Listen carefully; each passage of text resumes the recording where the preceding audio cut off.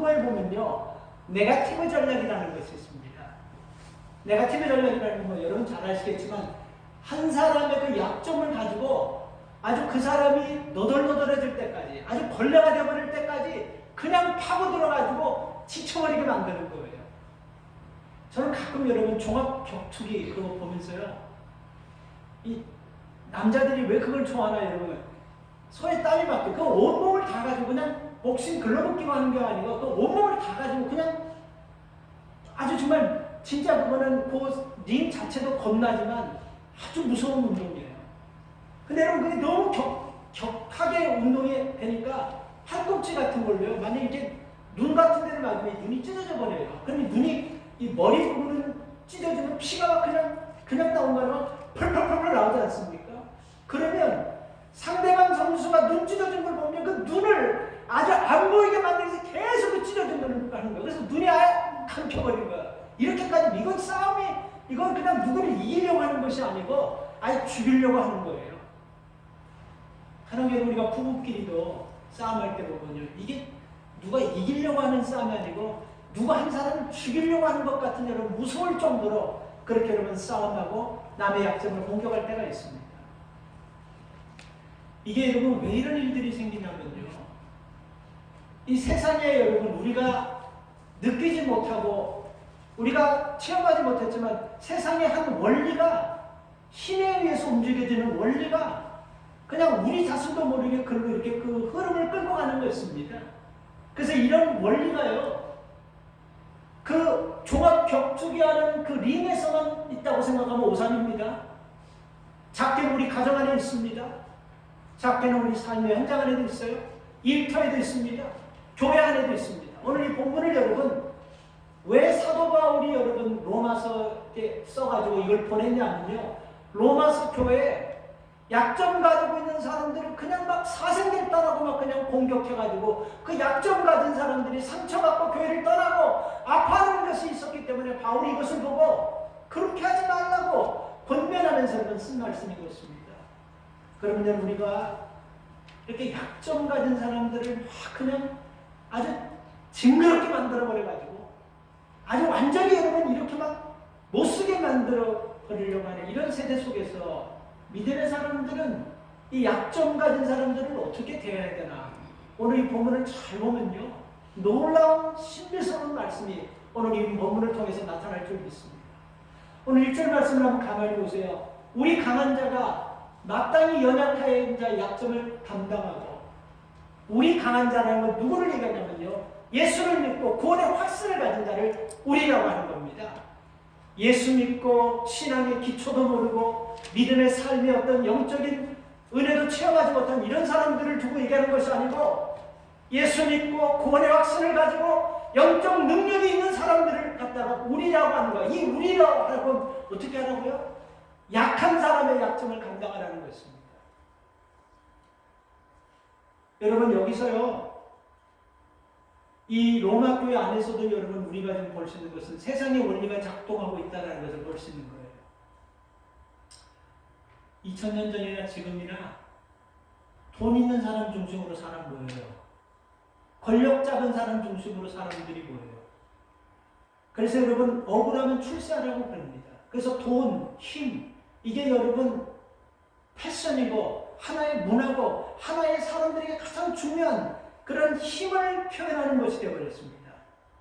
그래서 여러분 힘이 있는 곳에 많은 사람들이 몰리면서 거기서 문제가 시작하는 거예요. 그래서 그런 힘을 쓰다 보면요, 본인도 모르게 이 힘에 매력이 돼버려가지고 무슨 정치를 한번 하다가 여러분 한번 떨어지면요, 온 가산을 조상 대대로 노래는 모든 것들을 다 팔아가지고 가산을 다 해가지고 노릇보다도 더 무섭다라는 거예요. 정치 한번 딱 맛이 걸리면요, 온 전 재산을 다 해가지고 거기다 다 쏟아버리는 거예요. 그렇게 해서라도 그 정치, 그 권력을 자리 잡으려고 하는 거예요. 그렇게 자리 잡아가지고 온 가산을 다 탕진해가지고 정권을 잡은 사람이 그 국민을 위해서, 국가를 위해서 제대로 하겠다고 생각합니까? 아니죠. 지가 투자한 거 빼내는 데 쓰기 때문에 이게 무서운 일들이 일어나는 거예요. 그래서 여러분 힘이 있으신 여러분 예수님께서 자기 힘을 내려놓으시고 정말 낮고 천한 모습으로 오셨다는 것을 예수 믿는 사람들이, 아까 여기서 우리라는 것은 신앙의 초신자들이 아니고 은혜를 경험하고 성령을 경험한 사람이라고 그러지 않았습니까? 우리가 약한 자의 약점을 담당하는, 여기서 그런 사람을 얘기하는 거예요. 그러니까 이 우리라는 사람은 예수님께서 나 같은 것을 위해서 십자가 못 박게 돌아가시고 내 허물을 사해 주시기 위해서 예수님이 대신 죽으셨구나. 이거를 여러분 깨닫게 되는 사람은요, 잘 들으세요. 힘의 원리로 살아서는 안 돼요. 은혜의 원리로 들어가야 되는 거예요. 그런데도 여러분 교회 안에도 이런 힘의 원리와 이런 여러분 어떤 것을 가지고 세상적인 것을 가지고 여러분 그것을 드러내면서 사용하는 사람이 굉장히 많다는 것입니다. 그래서 우리가 비록 믿음에 있어서는 자신이 강한 자일지라도 경제에 있어서, 지식에 있어서, 물질에 있어서도 내가 남들 못지않게 많은 것을 가졌고 똑똑하다 할지라도 우리가 다른 사람, 특별히 연약한 사람들을 도와주고 약자의 약점을 담당하면서 배려하면서 사는 것, 이것이 여러분 하나님께서 믿음의 사람들에게 주신 축복인 것입니다. 그러니까 여러분들이 생각해 보세요. 나는 강한 사람이다. 그런 마인드와 그런 믿음을 가지고 강한 자처럼 살기를 원하십니까? 아니면 나는 약자이기 때문에 늘 다른 사람의 도움을 받고 관리를 받고 남의 도움을 받으면서 평생 어떤 삶이 여러분 좋겠어요? 만약에 여러분들이 강한 자가 돼서 하나님 주신 강한 축복을 누리며 살기를 원한다면요, 여기 강한 자에게 주신 책임을 감당해야 된다는 것입니다. 약자를 위해서. 오늘 1절 말씀을 보세요. 그 말씀이에요. 강한 자가 약한 자를 담당해줘야 되는 거예요. 그래서 여러분 이 말씀 속에서요, 담당한다는 이 말, 이게 여러분 무슨 뜻이냐면요, 덮어준다, 커버해준다, 품어준다. 그러니까 이게 강한 자가 약한 자를 보면요, 허물을 파재끼고 그 허물을 그냥 쑤시고 들어가가지고 그 사람을 완전히 못쓰게 만드는 것이 아니고 그 허물을 감싸주고 품어주고 덮어주는 거예요. 이게 하나님께서 말씀하시는 강한 자예요. 돈 있고 지식 있고 큰 소리 빵빵 치는 사람이 강한 자가 아니고 하나님이 말씀하실 때는 이런 자가 강한 자라는 것입니다. 그러니까 여러분들 우리가요, 구원받고 믿음으로 살아간다면요, 세상 사람들이 볼 때 강한 자처럼 살기로 이렇게 살면 돼요. 그러나 하나님이 보실 때 강한 자로 살기를 원하신다면요, 그렇게 살아서는 안 돼요. 내게 주신 강함은요, 약한 자를 섬기고 돕고 그들의 허물을 품어주고 덮어주라고 여러분 주셨다라는 것입니다. 그래서 여기서 마땅이라는 말 있지 않습니까? 이 마땅이라는 말은 여러분 이 원뜻을 보면 이게 빚진 사람들에게 여러분 쓰는 것입니다. 그러니까 마땅히 빚을 졌다고 한다면 뭐가 따라야 되죠? 마땅히 갚아야 되는 것입니다. 그러니까 강한 자라고 한다면 마땅히 아주 당연하게 어떤 사람이 빚을 져놓고 그 빚을 꼭 갚아야 돼요. 그것처럼 강한 자라고 한다면 그리스도 안에서 마땅히 연약한 자들을 품고 그들을 가려주고 그들을 책임져야 된다는 이런 사명을 가져야 된다는 거예요. 그래서 여러분들이 강한 자가 되기를 원한다면 이런 마인드, 이런 믿음을 가져야 되는 것입니다. 그저 여러분 없는 사람들 앞에서 조금 가지고 있는 것 같고 막 큰 소리치고 어깨 힘주고 그거는 전혀 성경과는 관계가 없는 사람들이라는 것입니다. 그래서 여러분 강자의 힘은요, 하나님께서 자기를 기쁘게 하라고 주신 것이 아니고 약자를 섬기는데 쓰라고 여러분 주신 거예요. 그러니까 여러분들 나는 약해요. 나는 평생 난 도움이나 받고 그냥 난 관리나 받으면서 살고 싶어. 그냥 약한 자라고 생각하면 살면 되는 겁니다. 그러나 내가 여러분 강자가 되기를 원하고 내가 강자처럼 축복받기를 원하고 강자처럼 살기를 원한다면 바로 이 책임은 강자에게 준 책임은 져야 되는 거예요. 그래서 여러분 좀 아는 사람이 있지? 좀 아는 사람들 남들보다 좀 더 많이 아는 사람이 있지 않습니까? 이 아는 것 가지고 모르는 사람을 여러분 섬기기 위해서 써야 되는 겁니다. 남들보다 조금 더 있는 사람은 이 있는 것 가지고 다른 사람을 섬기라고 하나님이 주신 것입니다. 우리 나이에 비해서 내가 조금 더 건강한 것 같습니까? 그러면 육신이 약한 사람을 섬기기 위해서 그 건강을 주신 거예요. 예수님께서 여러분 마가복음에서 뭐라고 말씀하시면 내가 이 땅에 온 것은 대접을 받으려고 함이 아니고 대접받기 위해서 온 것이 아니고 내가 목숨을 저들에게 줌으로 말미암아 다른 사람을 높이고 내가 저들을 대접하기 위해서 왔다 이렇게 말씀하셨잖아요. 대접받기 위해서 온 것이 아니라는 것입니다. 섬기기 위해서 오셨다는 거. 자, 여러분 다시 한번 이거 정리하고 가십시다. 남들이 볼 때 약한 자처럼 늘 보이면서 남들의 도움이나 받고 평생 이렇게 배려를 받으며 관리받으면서 그렇게 살고 싶습니까? 아니면 도움 주면서? 아니면 하나님께서 주신 그 강한 은혜 속에서 하나님의 영광을 드러내며 축복 속에서 살고 싶습니까? 이 여러분들이 선택하는 거예요. 내가 어떤 생각을 갖고 있냐에 따라서 하나님이 보셨을 때는 강자가 되는 것입니다. 두 번째로 우리가 강한 자라는 것은요, 오늘 2절 말씀 보니까 우리 각 사람이 이웃을 기쁘게 하되 선을 이루고 덕을 세우도록 해야 된다.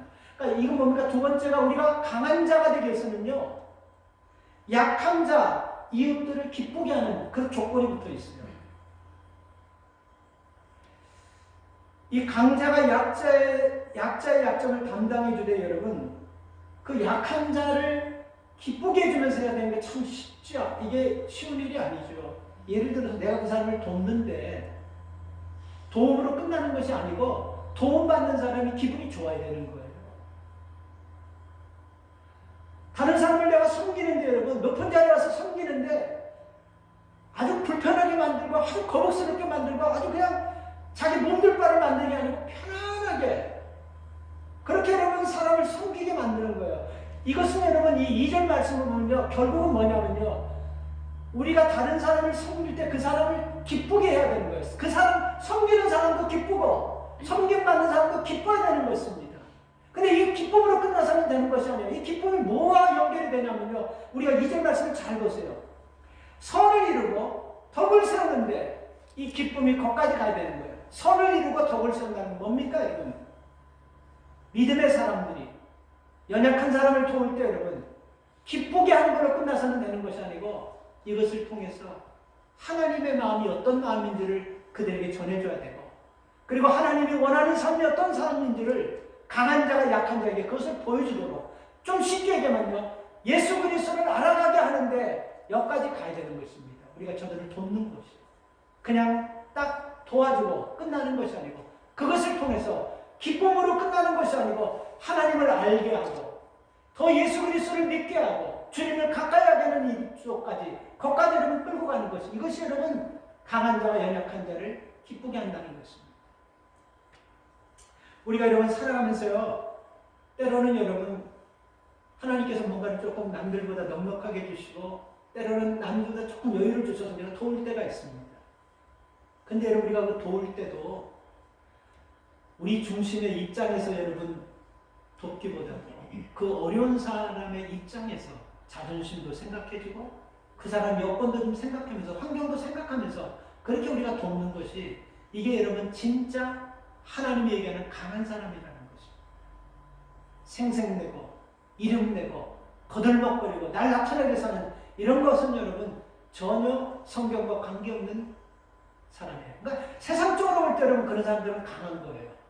그러나 하나님을 보셨을 때는요, 전혀 의미가 없다는 것입니다. 그러니까 우리가 남을 기쁘게 해주더라도 분명한 목적이 있어야 됩니다. 뭡니까 여러분? 다른 사람을 아프게 하면서까지 남을 기쁘게 하는 것, 그런 기쁨을 얘기하는 것이 아닙니다. 교회를 힘들게 하면서까지 여러분 한 개인이 기뻐하는 그 기쁨이 얘기하는 거 아니에요. 서로를 기쁘게 한다고 하면서 죄를 지으면서까지 여러분 기쁘게 하는 기쁨이 아닙니다. 서로 모여 혼담하면서 다른 사람을 여러분 비참하게 만들면서 그 모임 몇 사람을 기쁘게 하는 그런 기쁨이 아니라는 것입니다. 그래서 골로새서 3장 22절에 보면요, 눈 가림만 하여 사람을 기쁘게 하는 자처럼 하지 말라, 이렇게 얘기합니다. 이 무슨 뜻이냐면요, 어디까지나 다른 사람을 기쁘게 하는 것은 하나님의 뜻을 이루게 하는 것이지 내 자신이나 뭐 내 어떤 것을 나타내게 하는 그런 기쁨이 되어서는 안 된다는 것입니다. 믿음 안에서 여러분 우리가 선한이라면서도 한번 가슴에 손을 놓고 한번 생각해 보세요. 하나님과 전혀 관계없이 우리가 그런 일을 하지는 않는가. 그래서 강한 자, 여기서 여러분 강한 자가 약한 자를 돕고 강한 자가 약한 자를 기쁘게 하는, 이것은 여러분 우리로 하여금 강한 자로 하여금 자기의 기득권을 내려놓으라는 것이고, 강한 만큼 자기가 낮은 자 위치로 내려와서 섬길 때 그리스도의 능력과 그리스도의 모습이 나타난다는 말씀인 것입니다. 그러니까 사도 바울이 로마 속에 오직 하면 이 말씀을 냈겠습니까? 여러분 우리가 로마서를 보면 로마 교회들을 여러분 보면요. 로마는 부자 도시입니다. 물론 여러분 예루살렘에 있던 사람들이 유대인들이 핍박받으면서 디아스포라가 돼가지고 로마까지 가고 갈라디아까지 가서 교회를 했지만요. 이 교회 안에 보면 로마 사람도 있고 돈 있는 사람도 있고 배운 사람도 있고 그리고 또 여러분 가난하고 연약한 사람들도 이렇게 많은 교회에 있었어요. 근데 여러분 문제가 뭐냐면 좀 배우고 있고 강하다는 사람들이 그 연약한 사람들의 약점을 감당하지 못하고 책망하고 지적하면서 아프게 한다는 이 말이 여러분 바울에게 들렸기 때문에 이 말씀을 쓰는 것입니다. 그래서 진짜 강한 자가 누구냐? 그 몇 사람 안 되는 데서 남보다 조금 더 있다고 해서 그것 가지고 거들먹거리고 그것 가지고 갑질하면서 을과 같은 사람을 힘들게 하고 상처 주는 것, 이게 강한 사람이 아니라는 것입니다. 저는 여러분 정도의 차이는 있지만요, 사람들이 자기를 기뻐하는 삶을 사는 것 나쁘다고 생각하지 않습니다. 우리가 여러분 돈 열심히 벌려는 거 그거 나쁜 거 아니에요. 그 사실 우리가 돈을 열심히 벌려고 하는 것은 뭡니까? 따지고 보면 여러분 기쁘게 살려고 하는 것입니다. 우리가 직장 다니고 우리가 취미생활하고 우리가 운동하는 거 나쁘게 볼 수만 있는 것이 아니에요. 우리가 좀 기뻐하려고 하는 거예요. 그런데 여러분 우리가 예수 믿는 사람들이 이 기쁨에서 여기서 굳어지고 이 기쁨에서 만족한다면요, 이 기쁨은 하나님과는 전혀 관계가 없는 기쁨입니다. 여기서 만족하는 것이 아니에요, 여러분. 자, 여러분 우리가 예수를 믿으면서 전혀 여러분 예수를 몰랐던 사람들이 이제 예수를 믿게 됩니다.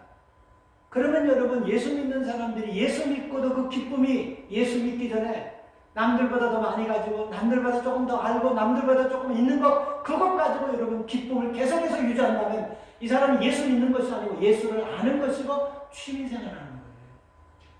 바뀌어져야 되는 것입니다. 그렇지 않습니까, 여러분?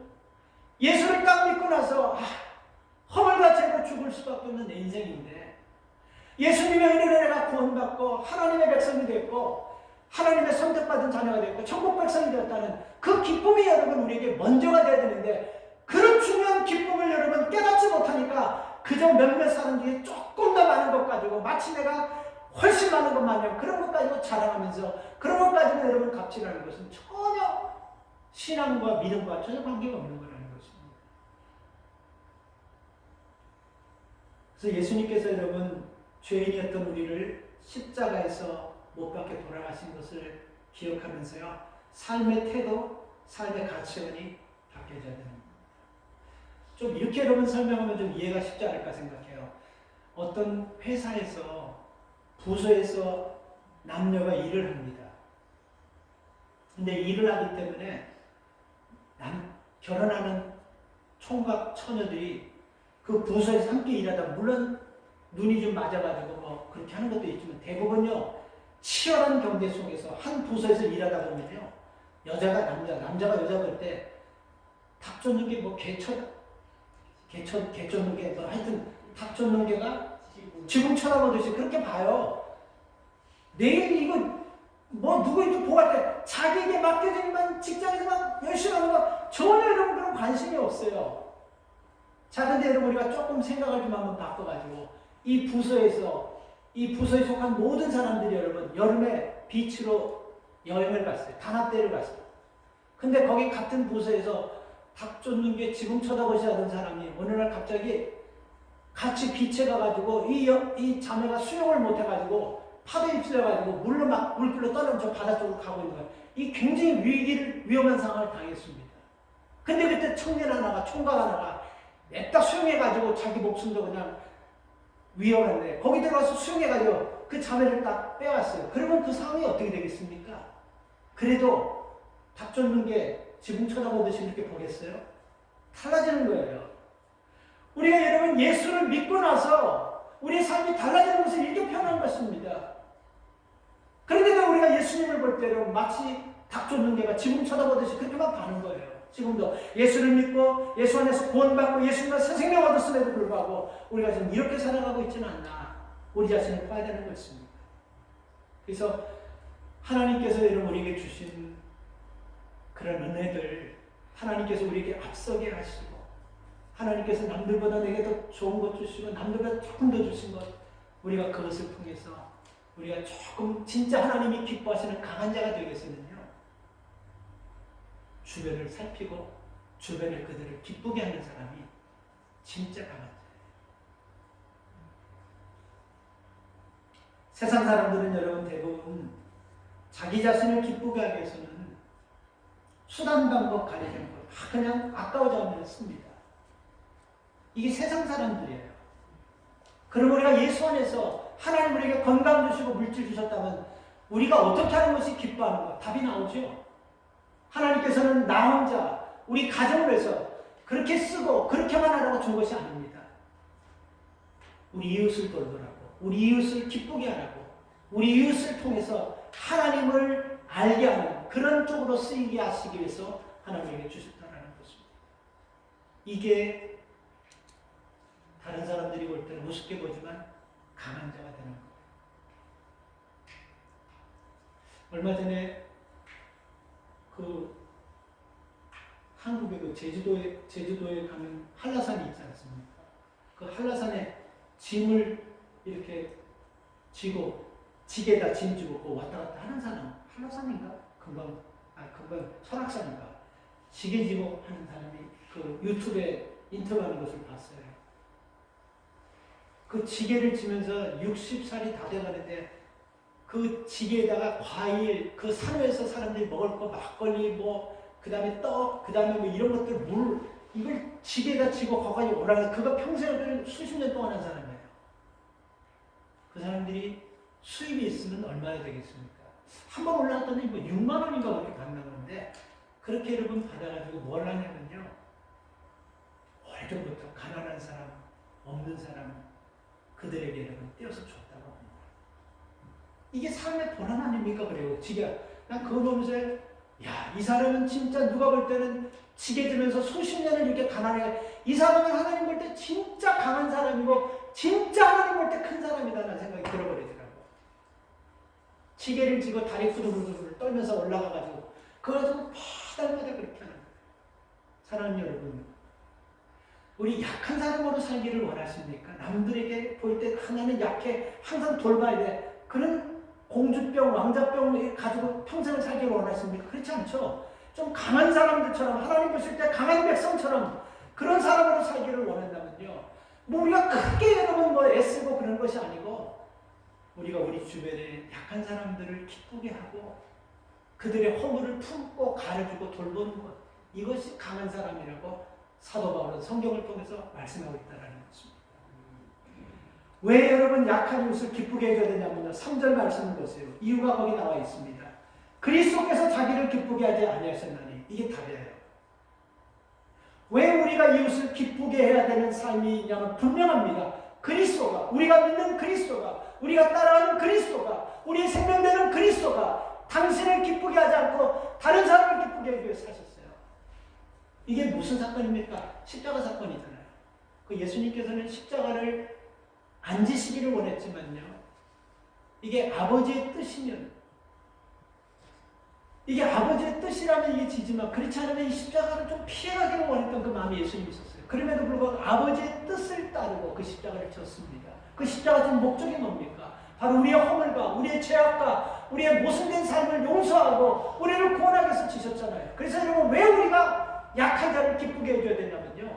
예수님을 따라가는 사람들이기 때문에 그런 것입니다. 이게 3절 말씀이에요. 그리스도께서 자기를 위해서 기쁘게 하지 않으셨다는 것입니다. 그래서 예수님은 우리를 기쁘시게 하시려고 우리 대신 모욕당하시고 채찍맞으시고 십자가를 지셨습니다. 그래서 우리는 이런 마음을 기억하면서 4절 말씀에도 보면요. 무엇이든지 전에 기록된 말은 우리의 교훈을 위하여 기록된 것이니 우리로 하여금 인내로 또는 성경의 아니로 소망을 가지게 하려 합니다. 인내로, 성경의 아니로 소망을 가지게. 중요한 단어, 인내로. 우리가 이렇게 살아가는 삶을 예수 그리스도께서 당신을 기쁘게 하지 아니하시고 우리를 기쁘게 하시기 위해서 살기 위해서 말씀으로 끝난 것이 아니고 십자가를 지셨잖아요. 그죠? 수모를 당하셨잖아요. 그죠? 고통을 받으셨잖아요. 그죠? 근데 이 일이 얼마나 힘드시겠습니까? 오직 힘들었으면 하나님 앞에 이 잔을 좀 지나가면 지나갈 수 있도록 해달라. 그렇게까지 했겠어요? 힘들었던 과정을 얘기하는 거예요. 자, 우리를 보십시오. 우리가 이렇게 살려고 하면 만만치 않아요. 힘들어요. 어렵습니다. 일하다가 여러분 한숨도 나요. 왜 다른 사람은 그렇지 않은데 나만 이렇게 계속 희생해야 되고, 왜 나만 이런 일을 이렇게 해야 되고, 왜 나만 손해가 돼? 우리가 이렇게 탄식도 나오고 이렇게 하소연도 나올 수가 있는 것입니다. 그럴 때 여러분 이 사절을 잘 기억하십시오. 왜 그러냐면요, 인내로 우리로 하여금 소망 안에서 아버지의 뜻을 이루게 하려는 것입니다. 그래서 이것을 위해서 여러분 우리가 좀 참고 인내하면서 믿음으로 살아갈 때, 이게 여러분 하나님 보시기에 정말 강한 자고, 하나님 보실 때 기뻐하는 자고, 하나님의 영광을 드러낼 수 있는 자가 된다는 것입니다. 그래서 살아가면서 여러분 우리 주변을 좀 돌보면서, 우리 주변을 좀 돌보면서, 우리 주변과 좀 보조를 맞춰가면서 좀 같이 좀 갔으면 좋겠어요. 이거 신앙입니다. 이거 믿음입니다. 하나님 나라는 혼자 가는 것이 아니에요. 같이 가는 것입니다. 내 주변에 여러분 다 믿음이 덜렁덜렁 떨어져가지고 진짜 여러분 믿음이 바닥까지 있는 사람을 보면서도 나 혼자 가는 것이 아니고 그들과 보조를 맞추면서 그들의 신음을 들으면서 어떻게 하면 그들을 일어서서 같이 갈까? 하나님은 이거를 원하시는 거예요. 그래서 그 사람보다, 떨어진 사람보다, 지쳐있는 사람보다 나를 먼저 선택하셔서 내게 믿음을 준 것은 내가 그 일을 할 수 있을 것을 믿고 믿음을 주신 것입니다. 그래서 같이 옆을 좀 봐줘야 돼요. 제가 청년 때 기독 남성합창단에서 몇 년 내가 섬겼어요. 거기는 프로들도 아마추어들도 있어요. 노래를 좋아하는 사람들이 모였어요. 그래서 여러분 우리가 악보를 가지고 노래를 하면요, 남자들만 있으니까 처음에는 여러분 우리가 세 곡을 가지고 이렇게 연습할 때 남자들만 있으니까 막 좀 소리가 좀 안 고쳐지고 그럴 때는 크게 여러분 멋있는 소리는 아닙니다.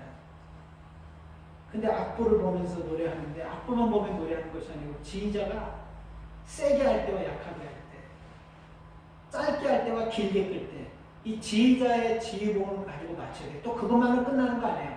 옆에 사람이 어떤 소리를 내냐에 따라서 내 소리도 거기에 내 파트랑 맞춰서 여러분, 이거 몇 가지를 같이 이렇게 주위 사람들과 하다 보면요, 고치고 또 고치고 또 연습해서 몇 주를 여러분 한 주에 한 번씩 모여가지고 몇 주를 연습해서 한 곡을 고치고 수정해가지고 딱 해가지고 지휘자가 레코드를 딱 해가지고 그걸 들으면 다 감탄해버려요. 이야, 어떻게 이 사람에서 이런 소리가 날 수 있냐. 다 감탄해버리는 거예요. 그게 왜 그렇습니까? 악보만 가지고 되는 것이 아니에요. 지휘자가 인도하는 대로만 되는 것이 아니에요. 옆 사람의 소리에 내 소리가 튀지 않게 해서 맞추려고 서로 옆 사람을 보고 관심을 가져주고 그렇게 하다 보면요, 정말 기가 막힌 소리가 나는 것입니다. 저는 신앙생활이 그렇다고 생각해요. 나 혼자 달려가는 것이 아니고 우리 주변에 여러분 연약한 사람들을 돌보면서 그들의 신음을 들으면서 그들과 보조를 맞추면서 내가 조금 불편하더라도 그들을 기쁘게 하려는 마음 가지고 달려갈 때, 우리가 볼 때는, 세상 사람들이 볼 때는 막 별것 아닌 것 같지만 하나님 볼 때는 하늘의 문을 열 만큼 천상천하의 소리 같은 소리로 하나님 들으실 줄 믿습니다. 그런 교회가 돼야 돼요. 그런 교회가 돼야 돼요. 세상은 여러분 이렇게 약한 부분을 가지고 약점이 있으면요, 달갑게 여기지 않잖아요. 그죠? 만약에 우리가 여러분 무슨 어떤 좋은, 우리 자녀가 좋은 학교를 여러분 지원했는데 아주 결정적인 약점이 있어요. 그럼 그 약점 때문에 떨어지는 거예요. 세상은 그렇다니까. 약점을 가지잖아. 우리가 직장에 조금 괜찮은 직장에 들어가려고 하는데 내가 옛날에 실수로 무슨 약점이 아니에요. 그 약점 때문에 떨어지는 거예요. 세상은 약점을 받아들이지 않아요. 부부간에도 여러분 약점의 크기에 따라 이혼 사유가 되기도 합니다. 세상은 여러분 약점을 받아들이려고 하잖아요. 그리고 약점을 받아들인다는 건 쉬운 것이 사실 아니에요. 내 희생이 없이는요, 그 사람을 이해하지 않는 이상은요, 정말 받아들이기 힘든 게 약점인 것입니다. 그럴 때 하나님께서 이렇게 말씀하셨어요. 7절 말씀을 보십시오. 이렇게 말씀하셨어요. 이러므로 그리스도께서 우리를 받아 하나님께 영광을 돌리신 것 같이 너희도 서로 뭐라고 하나 있어요? 받으라. 약점을 받으라는 것입니다. 약점을 수선해가지고 아프게 해서 상처 주고 그 고통스러운데 막 소금 뿌려가지고 막 휘어 타가지고 고통스럽게 하지 말고 약점을 받으라는 말은 뭡니까? 그들의 약점을 감싸주고 그들의 약점을 이해해주고 우리가 그들을 도와서 그 약점을 안 보이게 해주라는 그 뜻인 것입니다. 받아들여주라는 겁니다. 그래서 여러분 우리가 어쩌면 여러분 이런 하나님께서 우리에게 이런 말씀하실 줄도 몰라요. 우리가 어디 교회 생활이나 집안에서나 일터에서나 우리가 보면 내가 보기에도 좀 하자가 있고 약점 있는 사람들이 보이지 않습니까? 그때 여러분 우리 주님께서 이렇게 말씀하실 것 같아요. 내가 너를 받아준 것처럼 너도 받아주면 안 되겠니? 가정에서도 부부 사이에 자녀에게 약점 우리가 딱 보이지만 그때도 약점만 보고 그냥 막 따발총 쏘듯이 쏠려고 하지 말고 한 템포 스탑한 다음에 하나님께서 내 약점을 받아준 것처럼 나도 약점을 받아줘야 되지 않겠나. 우리가 뭔가 함께 일을 하다가 직장에서도 여러분 보면요. 참 내게 힘들게 하지만 가게 전체를 힘들게 하는 약점을 안고 있는 사람들이 있습니다. 그때 여러분 이 사람을 정죄하려고 하기보다는 하나님께서 내가 너를 받아줬듯이 너도 그 사람을 받아주면 돼. 이 소리를 한번 들을 수 있기를 바랍니다. 오늘 7절 말씀을 받아주라고 하는 거예요. 그걸요. 왜 로마 교회는 힘있고 강하고 그런 사람들이 이 약한 사람들을 자꾸 책망하고 그 약한 것을 자꾸만 휘격파가 된 사람 아프게만 하려고 하느냐. 받아주라는 거예요. 너희가 옛날에 너희도 그랬다라는 것입니다. 개구리가 올챙인지는 모르고 말이야. 조금 너희들이 가졌고 조금 안정됐다 그러고 그 약한 사람을 너희들이 받아주십니다. 그들을 정죄하고 힘들게 하면 그들은 도대체 어디 가서 어떻게 살아가는 것이냐 이 말씀에. 그래서 우리가 여러분 약점을 보면요 한 템포 얘기하고 말을 이렇게 말하기 전에 한 템포 좀 스탑해가지고 주의 음성을 좀 들으시기를 바랍니다. 예수님께서 우리를 선택할 때 완벽해서 선택한 것은 아니잖아요. 그렇죠? 약점이 없어 선택한 건 아니잖아요. 그죠? 인품이 좋아서 뭔가 가능성이 선택한 것이 아니잖아요. 뭘로? 1절 말씀을 보면 여러분 다시 약점을 담당한다는 무엇이요? 덮어버린다는 거예요. 은혜로 덮어버리는 거예요. 뻔히 우리의 약점과 허물과 하자가 있음에도 아시면서 뻔히 은혜로 덮어버리는 거예요. 그리고 여기서 이런 방법 말씀하지 않는 거예요. 이렇게 하라는 거예요. 덮어버리라는 거예요. 너도 덮고 받아주라는 것입니다. 우리는 여러분 하나님이 주신 놀라운 은혜들을 여러분 누리고 살면서 하나님이 인정하시는 뭐 세상 사람들이 뭐 너 강하다, 약하다 뭐 이런 거는 큰 의미 없어요. 하나님께서 보셨을 때는 뭐 연세가 많든지 젊든지 신앙생활 오래 하든지 뭐 짧게 이런 건 없어요. 하나님을 보셨을 때는 하나님이 강한 자의 기준으로 오늘 성경 이 로마서 15장 1절부터 7절을 통해서 분명하게 아주 또렷하게 1절과 2절과 7절에서 아주 정확하게 집어서 말씀해 주셨습니다. 그러니까 우리가 강한 자가 되는 축복받기를 원하면 이렇게 살아야 돼요. 누구에게나 다 약점이 있지 않습니까? 내가 우리 자식 볼 때는요, 요셉을 얘기하는 거 아니에요. 여러분들이나 나는 똑같아요. 우리 자식을 볼 때는 약점들이 안 보일 수가 있어요. 다 좋아 보일 수가 있어요. 근데 여러분 그걸 밖에 내려보면 전부 다 약점투성이에요. 그런데도 여러분 부모는요, 감싸주고 내 배는 내 새끼니까 내가 그 덮어주려고 하고 누가 뭔 일이 있는데 내가 그걸 그냥 일을 다 처리해버리고 그렇게 하잖아요. 이 약점이 없어서가 그런 것이 아닙니다. 우리 약점투성이에요. 뭐 아시겠지만 약점투성입니다. 강한 자가 연약한 자를 담당한다는 것. 어떤 목사님이 계셨는데 그 목사님 교회 그 주에 헌금위원 하셔야 되는 분이 안 나왔어. 그리고 목사님한테 상의도 안 하고 지가 그 집사님이 자기 아는 집사님에게 나 오늘 못 나가니까 당신이 내 헌금을 좀 해줘. 목사님께 상의도 안 하고 그렇게 해서 여행 가면서 바꿔버렸어요. 그래서 이 집사님이 그래도 갑자기 자기가 나와가지고 헌금 순서를 하면 목사님 좀 놀랄까봐 목사님께 미리 가서 그 얘기를 했어요. 목사님, 오늘 안 집사가 가족들하고 여행 가느라고 오늘 못 나오는데 나한테 대신 일 좀 해라고 합니다. 이렇게 얘기하니까 그 목사님이 그 집사님, 안 집사를 여행 간 집사님 좀 섭섭한 것이 좀 있고 목사님이 별로 좀 안 좋았던 그런 게 있는지 모르게 목사님도 실수를 해버리고 말았어요. 아니 주일날 헌금면 순서를 뻔히 알면서도 놀러가요? 그런 분이 어디 있어요? 그 사람 주일 빠지고 놀러가다가 사고 한번 나야지 정신 차리지. 이 목회자가 오직하면 그렇겠어요, 여러분. 이 목사님 그 얘기를 딱 해놓고 여러분, 아이고 이거 너무 나가버렸구나 생각하면서 가슴이 덜렁 막 내려앉기 시작하는 거예요. 그리고 한 주간 동안 밥맛도 없고 기도도 안 되고 계속해서 기도 제목은 딱 하나예요. 하나님, 이 얘기를 한 나한테 그 안집사 여행 갔다고 얘기한 그 집사님 시험 들지 않게 해주세요. 그리고 그 집사님 입술을 잡아주세요. 계속 이 기도만 하는 거예요. 밥 먹을 때도 새벽에도 계속 이 기도만. 아니 목사님 정신이 어떻겠어요? 목사님 지금 난리가 난 거예요. 그리고 그 다음 주가 딱 됐네.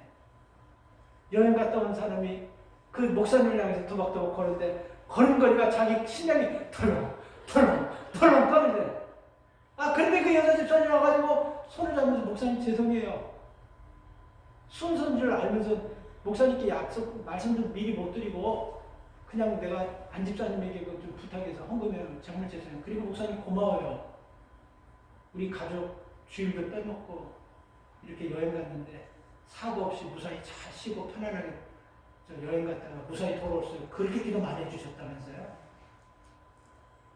이게 여러분 강한 자가 약한 자를 도와주는 겁니다.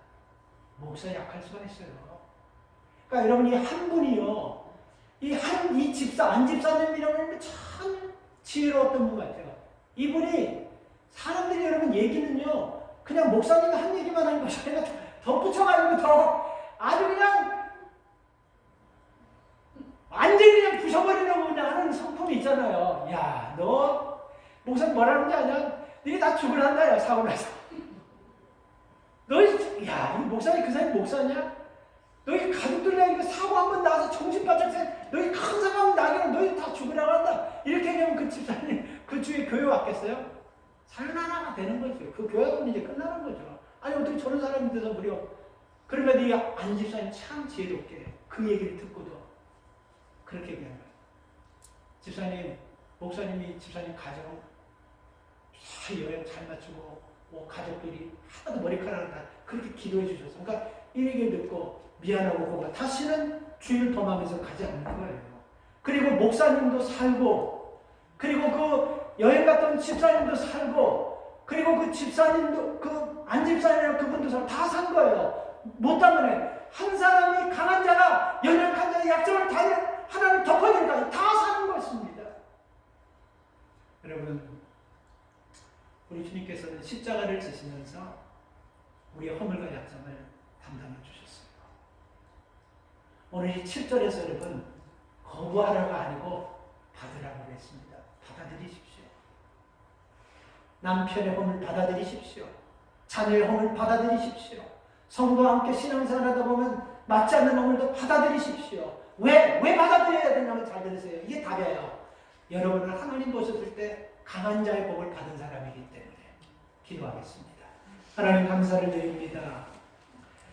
세상은 하나님 보이지 않는 힘에 의해서 하나님 움직여서 힘 있는 자가 큰 소리치고 힘 있는 자를